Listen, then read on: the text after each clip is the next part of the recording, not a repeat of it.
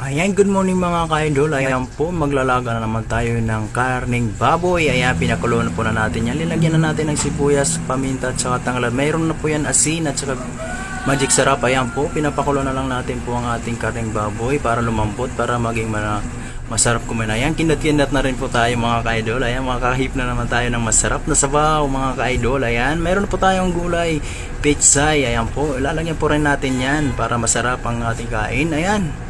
Mayroon po rin din repolyo mga ka-idol. Linagyan po rin natin dalawang klaseng gulay lang po. Masarap na rin po yan ang ating kain mga ka-idol. Ayan po. Ayan, pinapakulan po lang natin para palambutin ang ating karning baboy ng linaga. Ayan.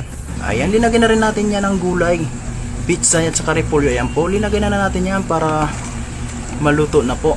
Kasi kakain na rin tayo. Makahigip tayo ng masarap na sabaw mga ka-idol. Ayan po.